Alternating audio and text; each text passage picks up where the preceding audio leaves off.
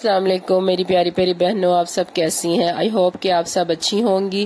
تو جی آج میں آپ کو کریم وپ کرنے کا طریقہ بتاؤں گی اور اس کو کیک کے اوپر اپلائی کر کے بھی دکھاؤں گی اور یہ بہت ایزی طریقے سے وپ ہو جاتی ہے۔ اور بس اس کا آپ نے ٹیمپریچر جو ہے وہ نوٹ کرنا ہوتا ہے۔ اگر تو سمر چل رہے ہیں اور گرمی بہت زیادہ ہے تو آپ نے اس کو فریزر میں رکھنا ہے، اور فریزر میں رکھیں جب اس میں چھوٹے سے بھی کرسٹل پارٹیکل ہوں تو آپ اس کو وپ کریں، یعنی کہ نہ وہ زیادہ جمی ہوئی ہو اور نہ وہ زیادہ میلٹڈ ہو، تو سمر میں وہ بہت اچھی وپ ہوتی ہے۔ اور اب ان دنوں جو جیسا ویدر چل رہا ہے آپ نے اس کو نارمل ٹمپریچر میں رکھنا ہے اور اس کو چھوٹے برتن میں لینا ہے۔ جب بھی کریم وپ کریں تو اس کو کسی چھوٹے باؤل میں لینا ہے تاکہ وہ اچھے طریقے سے ساری جو ہے وہ اچھے طریقے سے وپ کرنے میں آپ کو مدد ملے، یعنی کہ بڑا برتن اگر ہوگا تو کریم جو ہے وہ بہت دیر سے وپ ہوگی۔ یہ دیکھیں جی میں نے بہت اچھے طریقے سے آپ کے سامنے ہی وپ کی ہے۔ کریم وپ کرتے ہوئے آپ نے اس کو تقریباً 5 سے 10 منٹ تو ضرور دینے ہیں، وپ کرتے رہنا ہے آپ کو جہاں تک جب آپ کو پتا چلے کہ اس کی کنسسٹنسی جو ہے وہ ابھی تھک نہیں ہوئی، ابھی وہ میلٹڈ ہی ہے، تو آپ اس کو وپ کرتے رہیں۔ ہم کیا کرتے ہیں جب ہماری کریم جو ہے وہ جان نہیں پکڑ رہی، وپ نہیں ہو رہی صحیح، تو ہم ڈسہارٹ ہو جاتے ہیں اور کہتے ہیں یہ تو ہم سے نہیں ہوگا۔ میرے سے بھی بہت بار ہوا ہے۔ بس آپ نے اس کا ٹیمپریچر نوٹ رکھنا ہے، آپ نے دیکھنا ہے کہ ویدر کے حساب سے اگر سردی ہے تو آپ کی کریم جلدی وپ ہو جائے گی، اور اگر گرمی ہے تو آپ نے اس میں آئس باؤل کے اندر اس کو رکھ کے وپ کرنا ہے، یا آپ نے اس کو فریزر میں رکھ دینا ہے۔ اور جب فریزر سے نکالیں تو جب آپ دیکھیں کہ اس میں آئس کے تھوڑے تھوڑے سے پارٹیکلز ہیں تو آپ نے اس کو وپ کرنا ہے، تو وہ بہت اچھی وپ ہوگی۔ پہلے میں نے ایک کیک کرم کوٹ کر لیا ہے، تھوڑی سی کریم لگا کے میں نے ایک کیک کو کرم کوٹ کر لیا ہے۔ پھر یہ میرا سب سے چھوٹو بنٹو کیک ہے، اس کو بھی میں نے کرم کوٹ کر کے پہلے رکھ دیا تھا۔ اب میں اس کے اوپر اب کی کریم اپلائی کر رہی ہوں۔ یہ دیکھیں آپ خود دیکھ سکتے ہیں کہ کریم اتنی اچھی وپ ہوئی ہے۔ جب آپ کی کریم بہت اچھی وپ ہو جاتی ہے تو آپ کریم کو بہت اچھے سے اپلائی کر سکتے ہیں، ایون اس کی ڈیزائننگ بہت اچھے سے کر سکتے ہیں۔ اور اس کے لیے وپ کریم جو ہے نا، اس کے لیے ویدر جو ہے وہ بہت کاؤنٹ کرتا ہے۔ اگر تو ویدر بہت نارمل ہے تو آپ اس کے ساتھ بہت اچھے سے کھیل سکتے ہیں، اچھے سے ڈیزائن بنا سکتے ہیں۔ یہ دیکھیں اب میں نے اس میں کلر ایڈ کیا ہے۔ اب میں نے پہلے اس کو وائٹ میں کرم کوٹ کیا ہے، اس کے بعد میں اس کے اوپر یہ اسکائی بلو کلر جو ہے وہ اپلائی کر رہی ہوں۔ اور یہ جی میرے بیٹوں کا برتھڈے کیک ہے جو میں ریڈی کر رہی ہوں، اور اس کی فائنل لک بھی آپ کو لاسٹ پہ میں ضرور شو کرواؤں گی کہ میں نے کیک کیسا بنایا۔ اسکائی بلو کلر میں نے اس لیے رکھا کیونکہ بوائز کی برتھ ڈے تھی، تو آبویسلی بوائز کے لیے یہ کلر زیادہ فیمس ہیں اور بوائز کے ہی ہوتے ہیں۔ تو جی میں یہاں پہ پہلے میں نے کیک کو کرم کوٹ کر لیا، پھر میں کریم اپلائی کر رہی ہوں۔ کریم کو میں نے پہلے میں نے اس کو پھیلا لیا، اس کے بعد میں اس کو اچھے سے نیٹ لک اس کی لا رہی ہوں۔ نیٹ لک لانے کے بعد آپ نے اس کے اوپر ڈیزائننگ کرنی ہے۔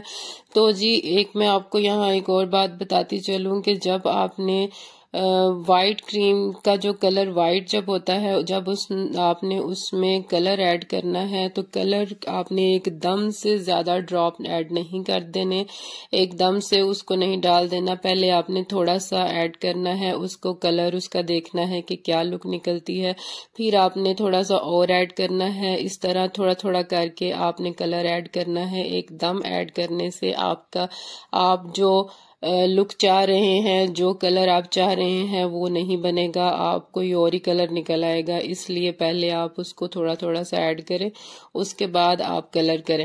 یہاں میں نے اپنے کیک کو فائنل لک جو میں چاہتی تھی اس کو نیٹ کر کے اس کے بعد جو لک میں نے دینی تھی وہ میں نے دے دی ہے۔ اب میں اس کے اوپر پائپنگ کروں گی، اور پائپنگ کے لیے ہم پائپنگ بیگ لیں گے، اس کے اندر وائٹ کریم ڈالیں گے۔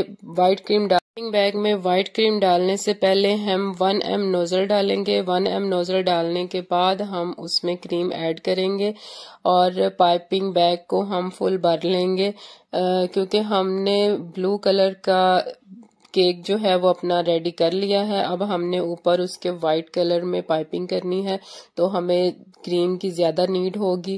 تو یہ دیکھیں جی ہم نے پائپنگ بیگ ریڈی کر لیا ہے. اب ہم اس کی ڈیزائننگ جو ہے وہ ریڈی کرتے ہیں. ایک بیگ میں میں نے بلو کلر کی کریم بھی میں نے ڈال لی ہے اور اس میں میں نے جو نوزل یوز کی ہے وہ ہے D352.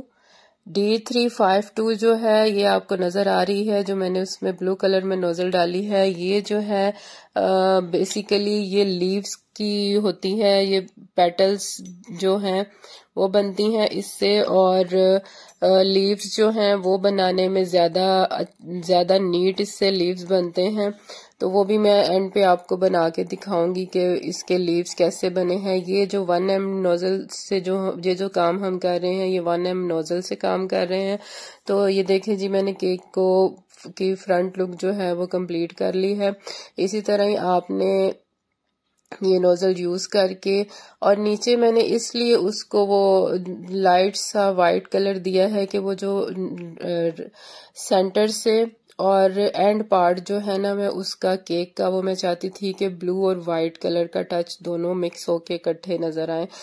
جی یہ دیکھیں آپ کے سامنے ہی میں نے کریم کو وپ بھی کیا ہے اور کریم میں کلر ایڈ کر کے اس کو کلر بھی ایڈ کرنا سکھایا ہے اور کیک کو ڈیکور کرنا بھی. اب یہ جو آپ لاسٹ پہ دیکھ رہے ہیں D352 نوزل جو ہے اس سے میں اس کے لیوز بھی دے رہی ہوں. لیوز بھی میں نے اسی بلو کلر سے ہی دے دیے ہیں. موسٹلی تو گرین ہوتے ہیں پر یہاں پہ میں نے کلر کمبینیشن وائٹ اور بلو ہی رکھا ہے تو میں نے لیف بھی اسی کلر میں دے دیے ہیں. اب میرا ایک چھوٹو بنٹو کیک تھا لاسٹ میں وہ میں نے ریڈی کیا تھا. اس کو میں نے میری بلو کریم جو ہے وہ بچ گئی تھی بہت زیادہ تو میں نے اس کو سارے کو بلو میں ہی بنا دیا ہے کہ کریم جو ہے وہ ساری یعنی کہ میں نے سوچا کہ اس میں اب اور کلر کیا ایڈ کرنا. کلر ایڈ کر سکتے ہیں, کلر کی ویریشن کر سکتے ہیں, آپ چینج کر سکتے ہیں کلر. اس میں بلو میں کلر کوئی اور بھی کلر ایڈ کریں گے تو کلر کوئی نہ کوئی نکل آتا ہے. یہ ایک آرٹ ہے. اسی طرح کلر مکسنگ میں آپ ایک کریم میں 2 کلر ایڈ کریں گے تو تیسرا کلر آلریڈی نکل آتا ہے. تو یہ جو یہاں میں آپ کو یہ نوزل یوز کر رہی ہوں یہ جو بنٹو کیک کے لیے جو میں یوز کر رہی ہوں یہ 895 نوزل ہے جس سے میں نے یہ ڈیزائن بنایا ہے. اور یہ جی میرے کیک کی فائنل لک اور یہ آئی ہوپ کہ آپ لوگوں کو اچھی لگے گی اور آج کی میری ویڈیو اچھی لگی ہو تو پلیز لائک شیئر سبسکرائب ضرور کر دیجئے گا. اور اگر آپ لائک کرتے ہیں یا شیئر کرتے ہیں میری حوصلہ افزائی ہوتی ہے اور میرا دل کرتا ہے کہ میں اچھے سے اچھی ویڈیو آپ کے لیے شیئر کروں. تو جی میرے وہ ویورز جو جسٹ لائک کر دیتے ہیں, ایک لائک کرتے ہیں اور جسٹ ویڈیو کو 1 یا 1.5 منٹ دیکھتے ہیں تو اس سے کیا ہوتا ہے میرے چینل کی ریچ کم ہو جاتی ہے. پلیز آپ نے اگر ویڈیو دیکھنی ہے تو پوری دیکھا کریں. Thanks for watching. اللہ حافظ.